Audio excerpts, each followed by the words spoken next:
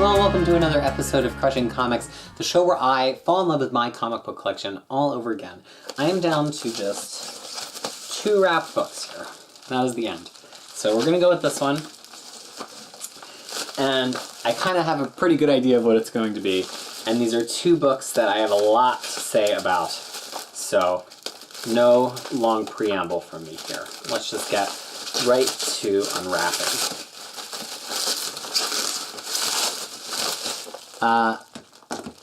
This is going to give me a chance to talk about some really core stuff about the X-Men, no matter what this is of the 2. So let's see.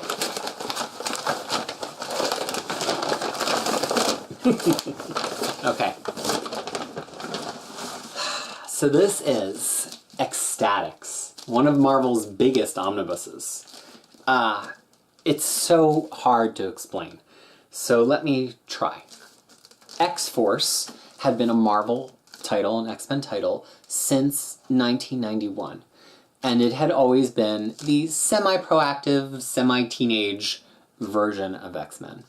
And X-Force had gone through a lot of changes throughout the 90s, and ultimately was one of the lower tier of X-Men titles, and had kind of been supplanted as the young X-Men title by Generation X, so it didn't really have a place. It kind of became a book about a family of characters. You know, Cannonball, Boom Boom, Richter, Shatterstar, more than it had been a book about a specific feeling or thing. And so, at the point that X-Men Revolution happens, which was kind of like a line-wide mini reboot in 2000, I think, that and Generation X and X-Men get rebooted under the auspices of being directed by Warren Ellis, who at this point was a pretty big deal in comics, even though it's still relatively early in his career. And that they're going to be the cool, neat X-Men books, and they all basically fail to light a fire. And X-Men and Generation X get canceled. X-Force does not. It's the most venerable of all the titles. So X-Force seems to blow up all of the X-Force characters. They seem to all die. And the next issue, we get an all-new X-Force. Of characters we've never met before. They've all been made up wholesale by Peter Milligan and Mike Allred. And it's a totally different kind of team. It's a totally different kind of looking book. It's got that Mike Allred, Darren Cook sort of Silver Age throwbacky look, but it is not Silver Age themes. And so the way that this starts is that the idea is that there is a team of mutants who are their own reality show, and they're kind of just going around doing what mutants do, but they're being videoed on this reality show, and it's kind of like Big Brother in that, like, it's always shooting them. And Dupe, this weird green creature, is the one that's recording the show. And so it follows them through their life, their love, and their missions. And the missions are X-Forcey, and that they tend to be super extreme, and they have to do like ridiculous things on the missions. But at the same time, it's not X-Force. They have very little connection to the X-Men. Like, they've kind of basically like stolen the X-Force brand from the X-Men, and are just using it rogue on their own.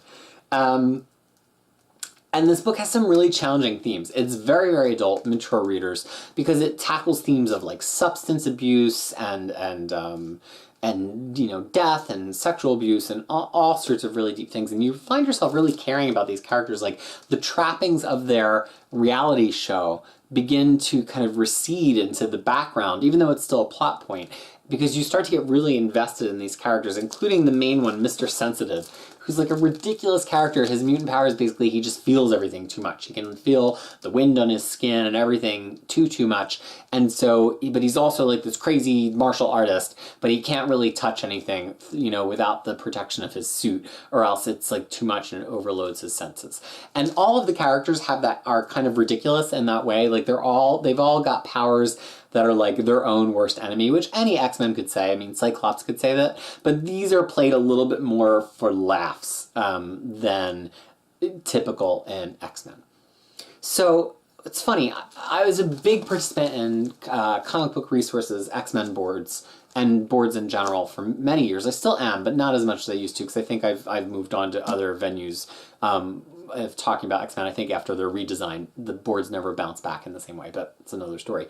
And I was on a thread where somebody said, hey, do you recommend X-Statix for me to read as an X-Men book with my, kid of XYZ age?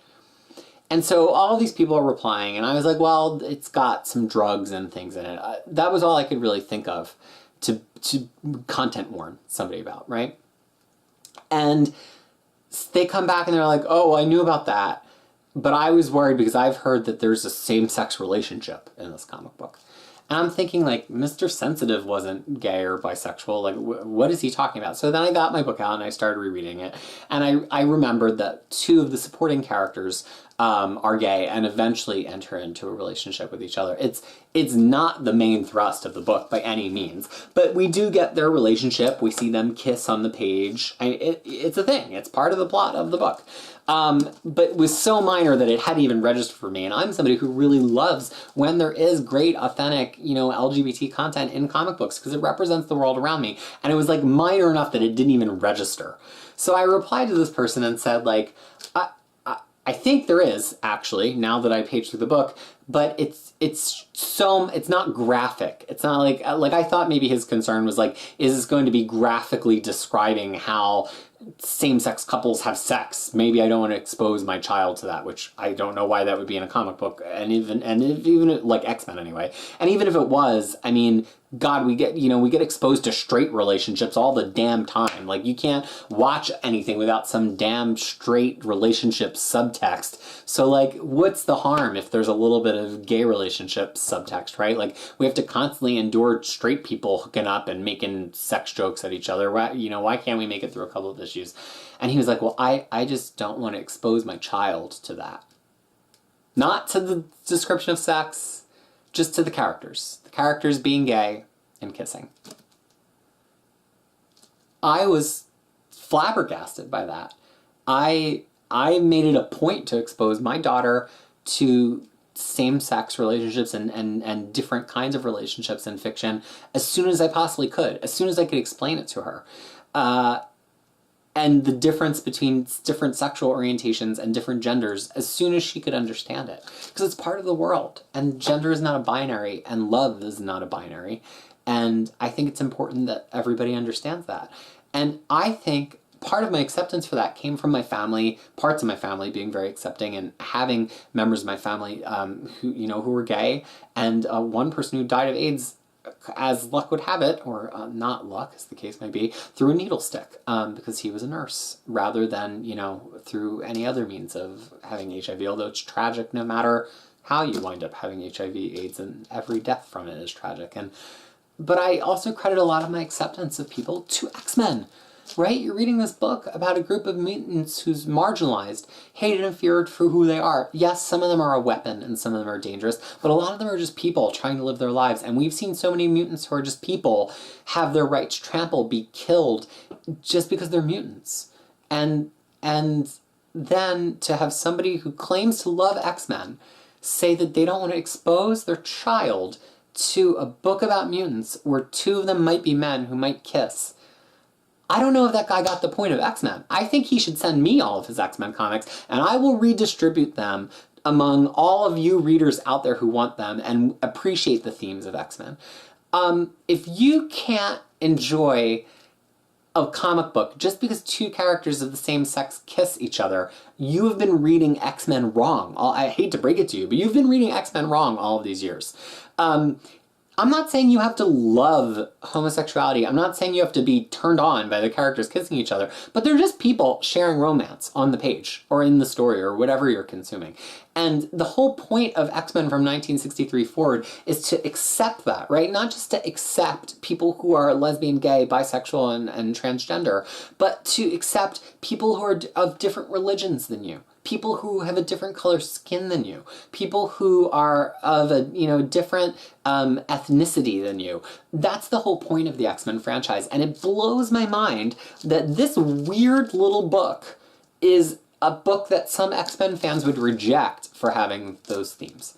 So it really blew my mind, and I think I got a little fresh with him, But I think he deserved me to get a little fresh with him, and hopefully I made him think a little bit. Sometimes as I'm on social networks and like I encounter somebody who's got a really bigoted view, sometimes I'm like, oh, should I block this person? That's not good business. You know, I'm a creative person. I want them to be on my website. I want them to watch my videos. And then I say, like, do I really? Because I want people to watch my videos who understand the point of these X-Men comic books. And we can have a debate about our ideologies and our beliefs, because I believe in some things that not every X-Men fan is going to believe in, and I have my own prejudices.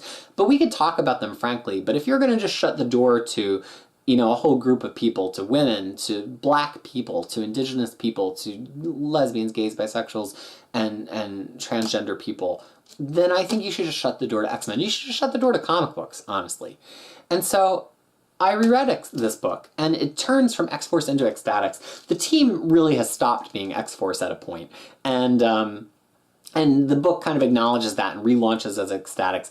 And it's deliriously great until about halfway through, and then it starts to be kind of diminishing returns as Alred and Milligan start playing with some of these plots kind of ad nauseum. And, you know, it's not through to the very last page amazing, but it's totally amazing and totally transgressive throughout it, and not for any of the reasons about the relationships on the page, but because of the subject matter and the way that it tackles it, and that it's just a totally different approach to X-Men. Really one of the first times that X-Men's just allowed to be like regular people doing regular things and just superheroing off to the side. In that way, it's kind of in the tradition of Excalibur. And Excalibur, if you remember the Alan Davies years, was quite farcical and silly and full of jokes. And X-Statix is in the same way, but those jokes are a little bit more on the mature side. Like, I don't know if they're jokes for a 10-year-old, because they're about more mature subjects, about substance abuse and death and people being disemboweled and stuff. So no, I don't recommend this book ultimately to a 10-year-old, but it has nothing to do with who's kissing who in the book. So this is a fantastic book. I think everybody was really surprised when it came out in omnibus, because it hadn't been in print for a while, but it's like, it's kind of acclaimed and beloved, but it's weird. And it has no continuation, right? Like, none of these characters other than Dupe ever really show up again. I don't remember if it's because they all die or whatever. I actually don't recall. But it's never been continued. So it's like, if there's little demand and little continuation, why put out an omnibus of it? But I'm delighted that it came out, and I'm delighted that I own it. And it's a great story, and I've read it multiple times. And so it's a great X-Men book.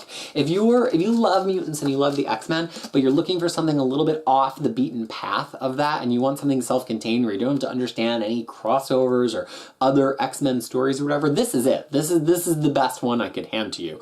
I think Uncanny X-Force and Peter David's X-Factor are there too, but they rely a little bit more on other things that are happening, and they're just the X-Men. Well, X-Force is the X-Men being superheroes. Peter David's X-Factor is like almost them being regular people and just being superheroes on the side. But as it continues, they do a lot more superheroing. This book is regular people who happen to be superheroes, and it's much more about them being regular people than them being superheroes. It's fantastic. I highly recommend it to you. And I hope that you get the point of X-Men and of comic books in general. Every superhero is a social justice warrior.